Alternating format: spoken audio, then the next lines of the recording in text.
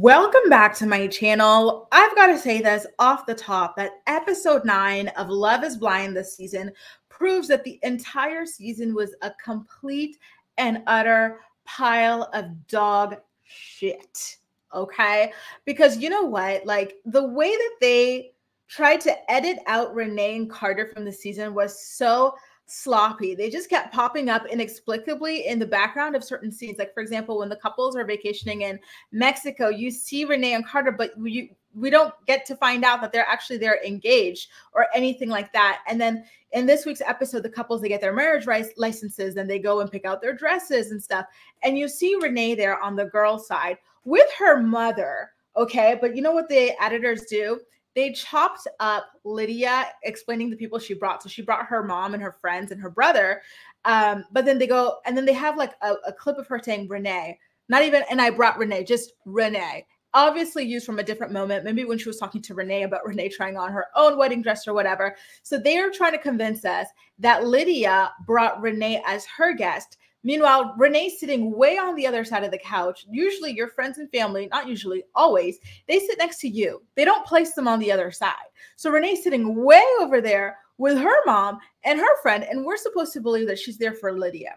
I was like rolling my eyes so hard at how stupid that was. And not only that, but on the guy side, Carter was there. I saw his bald head somewhere. Well, not somewhere. I saw it a couple times, but they were trying so hard to hide him. You could only see him from the back a couple times. And you know what they did? With the women, at least they used wide angle shots, so you could always see everybody at the same time. But go back and watch if you didn't pick up on this, but on the men's side, you never see a wide shot of everybody there. It's always sectioned off to avoid showing that Carter was there. They had an excuse for Renee, but it would be too weird, I guess, to acknowledge that Carter was there on the men's side without really going into detail about why that would be, or just, you know, it's just too convenient. Ridiculous. That really truly ruined the first half of the episode for me, because they focused on, you know, the guy's side and the girl's side and whatnot, but like we never really fully got to see the guy's side. And Renee, she had a few quips here and there on the women's side, but I didn't like it. It was weird. The ambiance was weird. It just felt so busted, low down, raggedy, and low budget, but I digress. So Stacy, she tries on 2 wedding dresses. The first one is not her vibe. Then she claims that the second one is her dream dress, but I'm sorry, I don't buy it. The second one was quite plain. She didn't look super emotional and happy in it. It actually reminded me of Jessica from season 1 when she chose a dress to go skip down the aisle chewing gum and reject Mark in. That's the vibe I got. I don't see Stacy saying, yeah, she's like, this is decent to say no in. I want to save my dream dress for when I'm going to walk down the aisle to someone that I truly want to marry. You know, I have to tell you guys something that made me laugh. So Lydia, she's in a dress that she truly, truly loves. So I'm convinced with that. And she starts crying. She's like, wow, I can't believe, like, I didn't know how badly I wanted to find my person. Girl, stop. You were so desperate to find your person from jump. Like, we all called it. Everybody recapping this show, everybody watching this show has been like, Lydia would marry anybody just to get married, right? And not only that, she's like, I didn't know I wanted this so bad. And then she starts listing all the things she did because she wanted it so bad. Oh, I prayed to God. I asked the universe. I did this. I did that. Girl, those are signs that you wanted it so badly. So why are you acting shocked here? My goodness gracious. Now, Stacy and her family, I've been meaning to say this for a while, but I never found like the right opportunity. But I'm just going to go ahead and say it here. I think that she and her family vastly exaggerate how much money they have. Like, I saw their house, okay? Like, it's a nice house, but it wasn't like a mansion.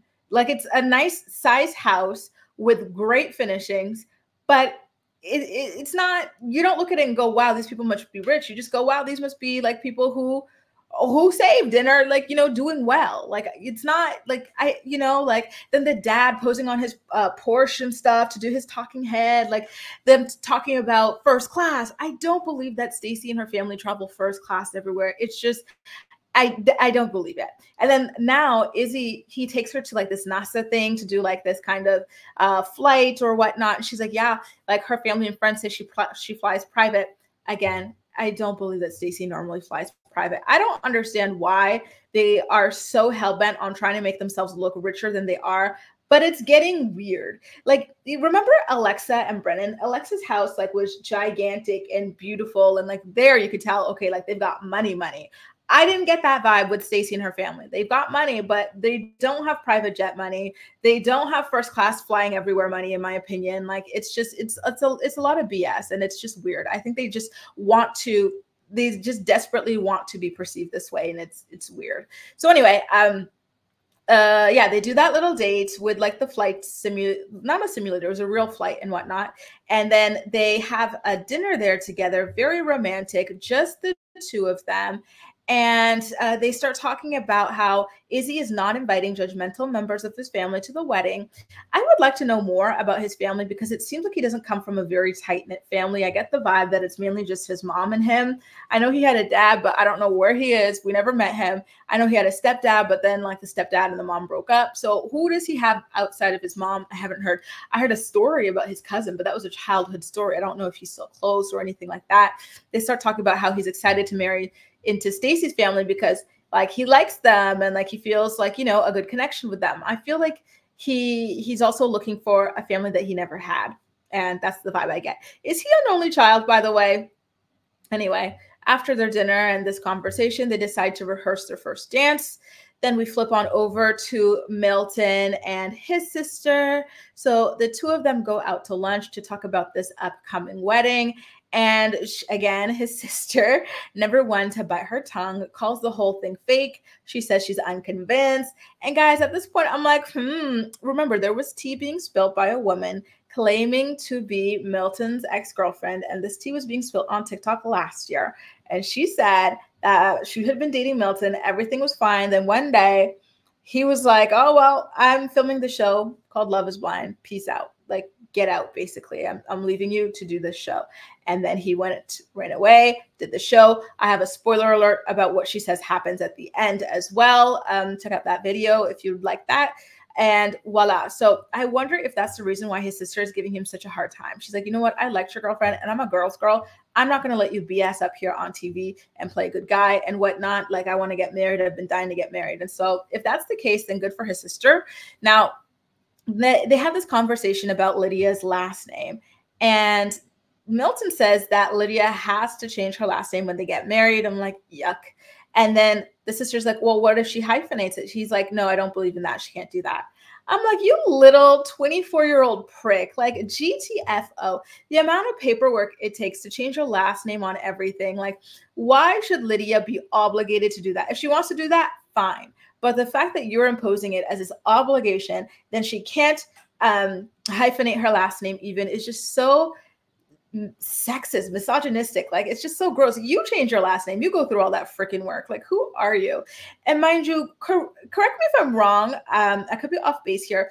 But as far as I'm aware, in a lot of like the Hispanohablante, like the Spanish-speaking world, they do keep both last names of their parents. And that's something that I really, really love. Like, I've got friends from Colombia. I've got friends from Mexico. I got friends from Spain, and they do this. They've got like the both last names of their parents. So like, if that's part of her culture to keep both names and then, you know, each one pass a last name to the child, why would you try to strip that from her just because you are some misogynistic prick who thinks that she has to have your last name for some, you know, stupid, outdated reason, right? Now let's get into something ratchet. So Izzy and his like exclusive use of solo cups is already ratchet enough for me. But here he comes. Him and Stacey are packing up their apartment. It's their last day there. And he has this suitcase full of clothes that have not been folded a bit at all. They're just all piled up in the suitcase.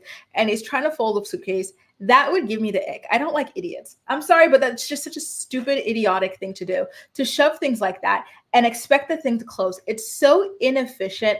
It's so lazy. And it's just so dumb. Sorry, but it's just so messy and just tacky. And like, I have so many like negative thoughts about it. When I saw him lugging that thing around, I'm like, you truly are lazy and it's gross. You can't even wash. You have all plastic dishwares and whatnot because you're too lazy to wash the dishes. You probably have a dishwasher and you're too lazy to even do that.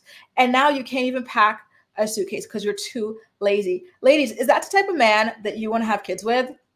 A man who's so painfully lazy, he can't do the most basic things. Like, oh, I was so grossed out by that scene. I still can't believe that he had to accomplish, like, girls who've got like their whole lives together fighting over his ass. How embarrassing for them. Now, and then he put the thing on the bed, his suitcases on the bed. I was like, oh, it just made me so itchy, just gross. I hate that. So things are very obviously tense between he and Stacy this morning, and it turns out that they had a fight, and Stacy says that she doesn't trust him because he lied about his credit card history. Apparently Stacy had asked him if he had a credit card. He said no. She asked him why, and he blew her off without explaining why that was. And I think this was like early on in their relationship or in the pods or something like that. And sorry. And and they never got to figure out why that was. And so now she's like, okay, well, why didn't you tell me in the pods? Because now here we are about to get married, and I'm just now finding out that you have all of this credit card debt or this bad credit and whatnot. I'm like, wait a minute, Stacy. What if you had talked to Johnny? She would have let you know that he had bad credit, because Johnny told me. She knew. She told my ass that Izzy had bad credit. How did I know that? And you didn't know. That is truly, truly, truly shady and weird. And so Izzy's claiming that he didn't hide a single thing. He's like, it just never felt right. When we were in the pods, it didn't feel like we're having like a real sit down conversation. You were doing nothing but sitting down in the pods, Izzy. Like, this is a complete and utter bold-faced lie that you could not bring this up in the pods because it didn't feel formal and sit down enough. Like, it doesn't get more sit down than the freaking pods. And now we're finding out that like all of his credit issues come from a debt of only $3,500. I'm like, isn't the minimum on like a total that low only like a couple, like what, like $20 a month or $30 a month or something like that, that like is a manageable amount, that like, so long as you're paying that, yeah, the debt's still going to be there, but you're going to have good credit because you're paying, at least when they're telling you to pay. Like, how did it get so bad? Like, he sounds financially illiterate. And, so they have this standoff and stuff, but everything ends fine because she tells him it's okay. Then they exchange their I love yous and whatnot.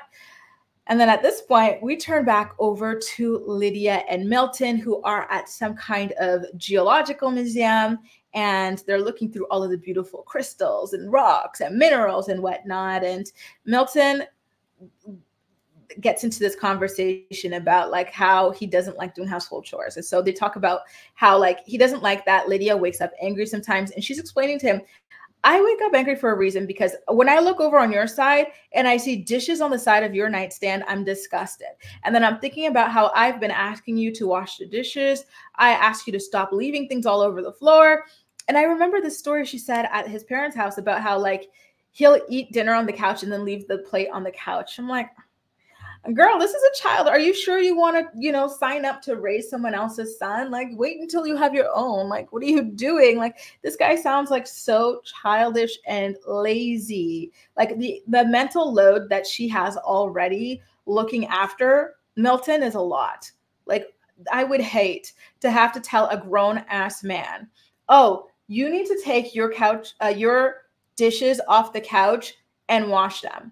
Like, why do I have to tell him that? Like, we're both adults. We both see that there's a plate on the couch. We both know that it doesn't belong there. So why am I the one who has to tell you? Like, it's just an extra task all the time. And so she's saying he takes a shower and then he leaves it on the floor, or like he changes clothes and leaves it all on the floor. We both know that a house should be clean. Clothes should not be on the floor everywhere. They should be in a basket. So why am I in charge of doing, like, it's a lot of resentment that comes from that. And so for her sake, I hope she says no to him at the altar, because she already has a full-time job. Like, she doesn't need a second one when she comes home. Like, absolutely not. No, thank you. So then Milton talks about things that he doesn't like in their relationship. For example, the way that Lydia handled the Uche situation. He's like, listen, you left the first time. Why'd you come back for more drama? Like, just stop. Like, why are you yelling? Why are you doing this? Why are you doing that? Calling all kinds of names. I wouldn't have handled things that way. That she freaks out and thinks it's a judgment on her. And he's like, no, I'm just telling you what I don't like. You tell me what you don't like about me. Why can't I tell you the same? And so I definitely saw where he was coming from there. And that he, one thing about him, I think it's because of his upbringing, because he did mention his parents are very detached and unemotional. Like, it feels like he's trying to do that to Lydia too. He keeps like judging her for having emotions and telling her, oh, like, don't be so emotional about this. Don't be so emotional about that. Like, why can't she be emotional about her ex going around trying to destroy her reputation and make her look like a psychotic stalker? She absolutely should be emotional about that because it is crazy, Milton. Anyway, guys, I just couldn't really get into the episode. I'm like, only 2 couples.